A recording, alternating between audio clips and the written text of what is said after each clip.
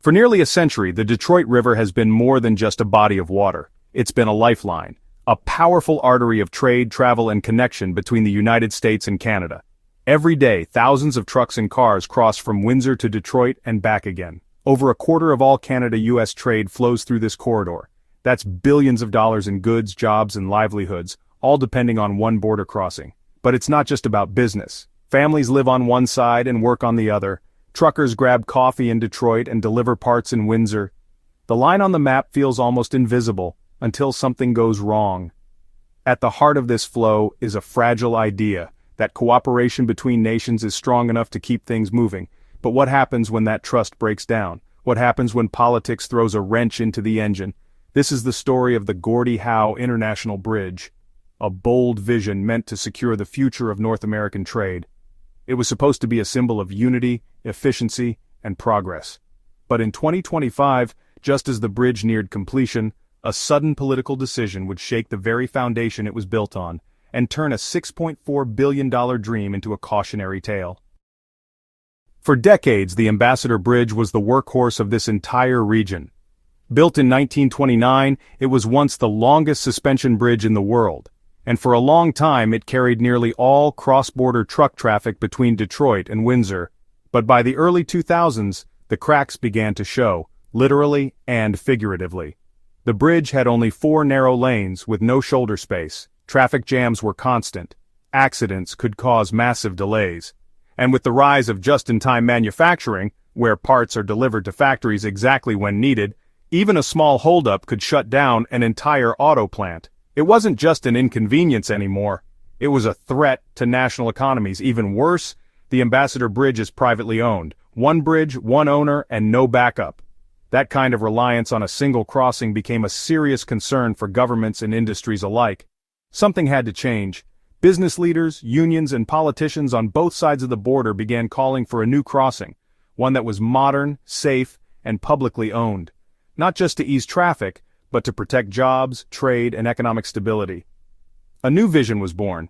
A second, stronger, smarter bridge that could handle future growth, stand up to crises, and give both countries the reliability they desperately needed.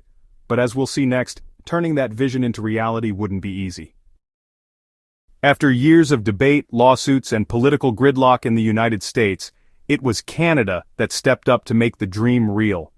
In a bold and unexpected move, the Canadian government announced it would fully fund the entire bridge project, all $6.4 billion, including the American Customs Plaza on the Detroit side.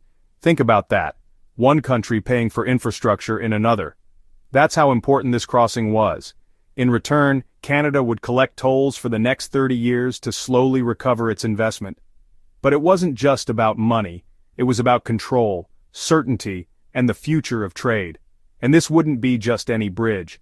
Named after hockey legend Gordie Howe, a man beloved on both sides of the border, the project would become North America's longest cable-stayed bridge. 6 wide lanes, high-tech customs facilities, and even a pedestrian and cycling path, something the old bridge never had. It was designed to handle 12,000 trucks a day, and it came with next-gen features like AI-powered customs clearance, smart traffic systems, and massive logistics hubs on both sides. This was more than infrastructure. It was a monument to cross-border cooperation, a model of public policy, and a symbol of shared prosperity.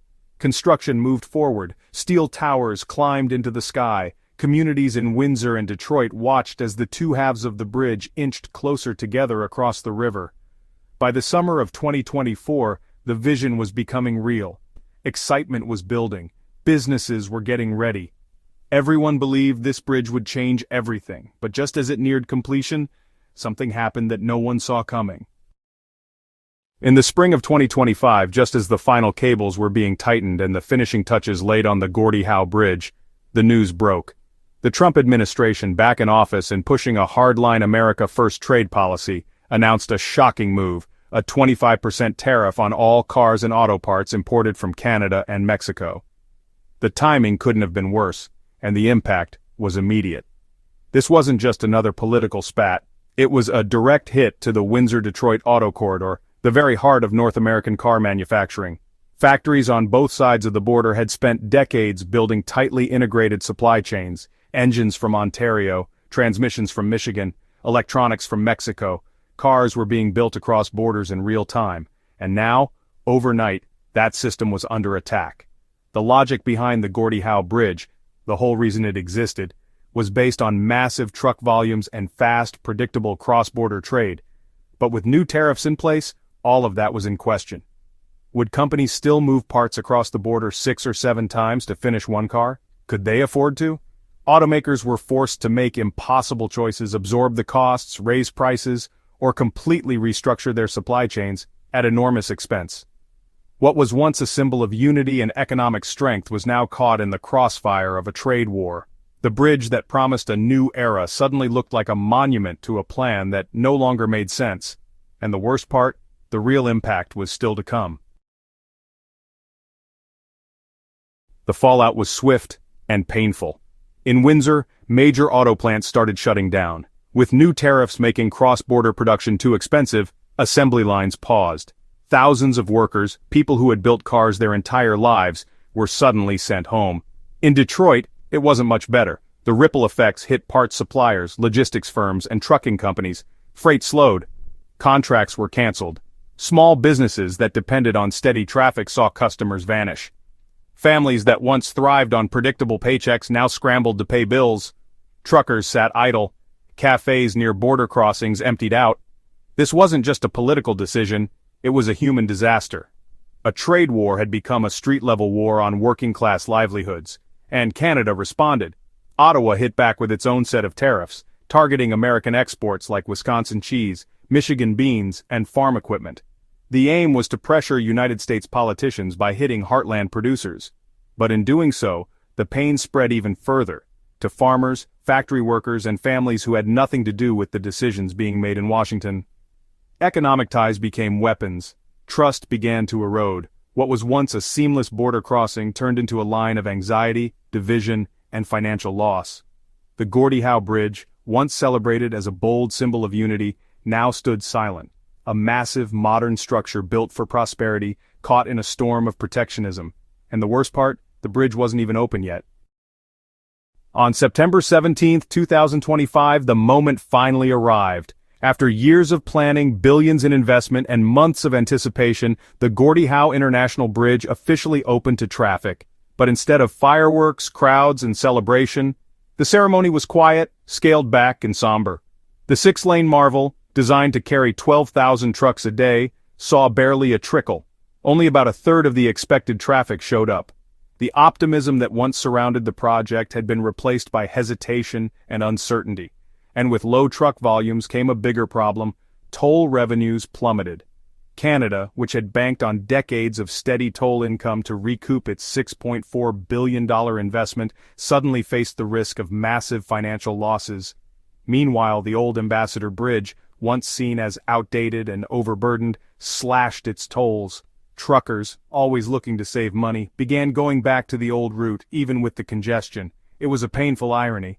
The new bridge, built to solve the region's biggest trade challenges, now stood nearly empty, a high-tech masterpiece, with no one to use it.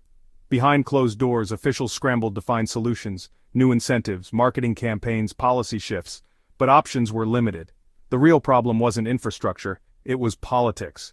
The empty lanes became a symbol of what happens when international cooperation breaks down, when diplomacy fails to keep up with economic reality. The Gordie Howe Bridge, once seen as the future, now risked becoming a very expensive mistake. Even in the gloom there was a flicker of hope, not in politics but in technology. The Gordie Howe Bridge may have been underused, but it was also cutting edge. Its AI-powered custom systems and digital pre-clearance tools weren't just hype, they worked. Border wait times for trucks were cut by over 35%. Delays that used to cost companies thousands now took minutes, not hours. Logistics giants like Amazon, FedEx, and UPS took notice. They saw an opportunity. While other routes were jammed or uncertain, the Gordie Howe offered a high-speed express lane for premium, time-sensitive cargo. Electronics, pharmaceuticals, urgent manufacturing components, all could move faster and more reliably across this bridge than anywhere else. For companies that value speed more than cost, this was a game-changer. And so, a new niche role began to emerge. The bridge wasn't yet serving the mass truck volumes it was built for, but it was becoming the preferred path for high-priority freight. It wasn't enough to save the business model outright. Not yet. But it proved that the bridge's design wasn't the problem. The promise was real. If only the politics would catch up. In a strange twist, the bridge, once a symbol of lost opportunity, started showing signs of strategic value, especially as global supply chains shifted toward resilience and speed. The Ghost Bridge had a pulse. The question now was, could it grow stronger? The Gordie Howe International Bridge stands today as a powerful reminder. It shows us what's possible when nations come together, and what's at risk when that cooperation falls apart. Because in the end, a bridge is more than steel, cables, and concrete. Its real strength comes from trust, from mutual benefit, and from a shared vision of the future. The technology works, the design is solid, the opportunity is still there. But the empty lanes tell a deeper truth. Infrastructure alone can't carry prosperity. You also need political will, diplomacy, and respect across borders.